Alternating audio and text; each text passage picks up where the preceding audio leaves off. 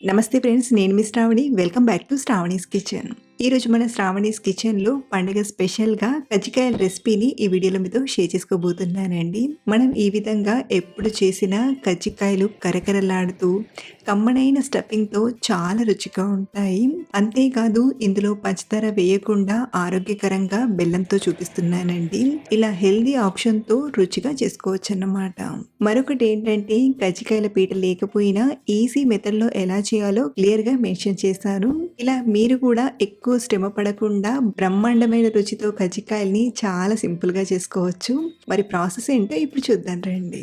ముందుగా పిండిని కలిపి తీసుకుందాం. ఒక బౌల్‌లోకి 2 కప్పుల మైదా పిండిని తీసుకోండి. అలాగే వెయిట్ వైస్ ఇక్కడ నేను పావు కేజీ వరకు మైదా పిండిని తీసుకున్నాను. ఇందులోనే ఒక అరకప్పు వరకు సూజీ రవ్వను తీసుకోండి.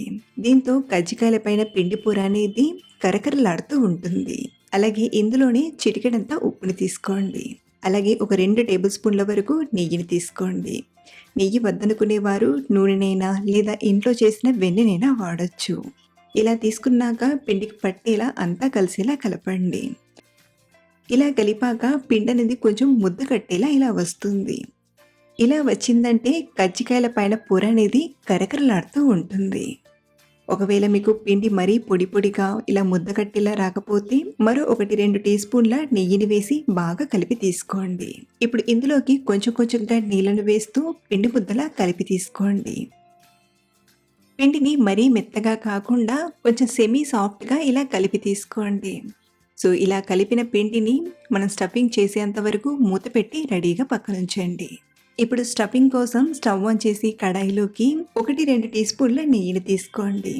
ఇప్పుడు ఇందులోకి ఒక ముప్పావు కప్పు సూజీ రవ్వను తీసుకొని మంటను మీడియం ఫ్లేమ్‌లోనే పెట్టి ఇలా కలుపుతూ బాగా ఫ్రై చేయండి.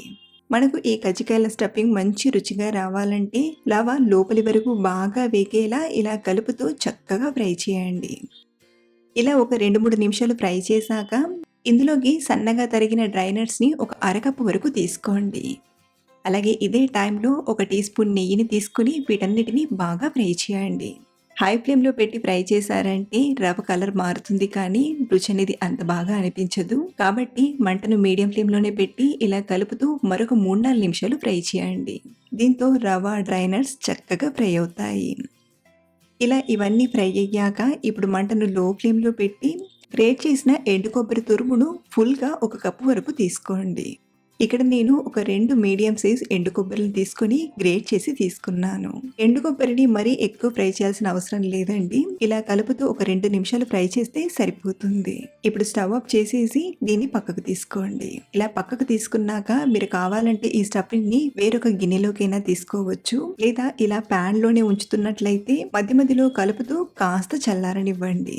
ఇందులోకి మనం స్వీట్‌కి సరిపడా బెల్లాన్ని తురిమి తీసుకుందాం. ఇక్కడ నేను బెల్లం వాడుతున్నాను. మీరు బెల్లానికి బదులుగా చక్కెర వాడాలనుకుంటే చక్కెరనైనా తీసుకోవచ్చు. ముందుగా మనం తీసుకున్న ఈ బెల్లాన్ని గ్రేట్ చేసి తీసుకుందాం. ఇలా గ్రేట్ చేసి వేయడం వలన స్టఫింగ్ లో బెల్లం చక్కగా కలిసిపోతుంది. చూడండి, ఇలా గ్రేట్ చేసిన బెల్లాన్ని రవ్వ, కొబ్బరిని కొలిచి తీసుకున్నాము.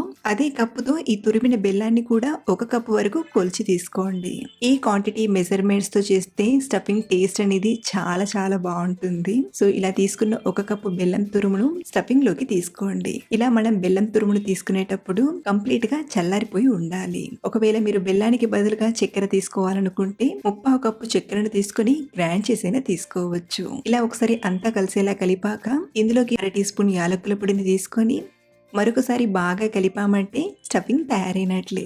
అలాగే ఇక్కడ మీకు మరొక విషయం చెప్పాలండి. ఒక్కోసారి మనం స్టఫింగ్ చేసేటప్పుడు రవ్వ కానీ లేదా కొబ్బరి కానీ కొంచెం ఎక్కువ తక్కువ అవుతుంటాయి. కాబట్టి ఈ టైంలో టేస్ట్ చేసి స్వీట్నెస్ ని అడ్జస్ట్ చేసుకోవచ్చు. మనం తీసుకున్న ఈ క్వాంటిటీకి అయితే స్వీట్ కరెక్ట్ గా సరిపోతుంది. సో, మనం తయారు చేసిన ఈ స్టఫింగ్ ని రెడీగా పక్క నుంచి కలిపి పెట్టిన పిండిని తీసుకోండి. చూడండి, పిండి కూడా చక్కగా నానింది. ఇప్పుడు ఈ పిండి ముద్దను మరొక 2 నిమిషాల పాటు బాగా నీట్ చేయండి. ఇలా నీట్ చేశాక చిన్న చిన్న పిండి ముద్దల్లా డివైడ్ చేసి తీసుకోండి. రౌండ్ బాల్ ఇలా చుట్టుతూ తీసుకోండి. ఇలా అన్ని పిండి ముద్దల్లా చుట్టాక ఒక్కొక్క పిండి ముద్దను తీసుకుంటూ మిగతా పిండి ఆరిపోకుండా కవర్ చేసి పక్కనుంచండి. ఇప్పుడు ఈ పిండి ముద్దను పొడి పిండిలో డిప్ చేసుకుంటూ రోల్ చేసుకుందాం. మరీ పల్చగా, మరీ మందంగా కాకుండా ఈ థిక్‌నెస్‌లో రోల్ చేయండి.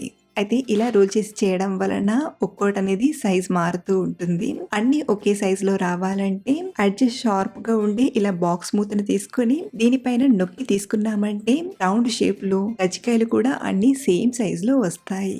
ఇలాగే ఒక్కొక్క పిండి ముద్దను పొడి పిండిలో డిప్ చేసుకుంటూ రోల్ చేయండి. ఇలా మనం ఒక్కొక్కటి చేస్తూ అయినా చేయొచ్చు. లేదా కొన్ని కొన్ని పూరీలా చేశాకైనా స్టఫ్ చేసుకోవచ్చన్నమాట.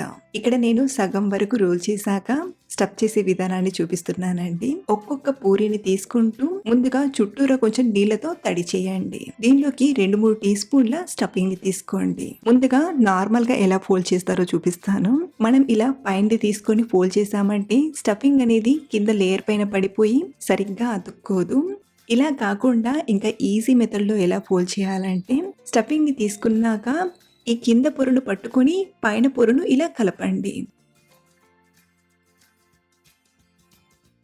ఇలా చేయడం వలన స్టఫింగ్ ఎడ్జెస్ కి అతుక్కోకుండా ఈజీగా క్లోజ్ చేయొచ్చు. ఇలా చేశాక మళ్ళీ టేబుల్ పైన పెట్టి కాస్త నొక్కి తీసుకోండి. ఇలా నొక్కాక ఎడ్జెస్ కి మంచి డిజైన్ ఇవ్వడానికి ఫోర్క్ స్పూన్ తో ఇలా డిజైన్ ఇచ్చి తీసుకోండి. ఇలా మనం కజ్జికాయల పీట లేకపోయినా చాలా ఈజీగా చేసుకోవచ్చు.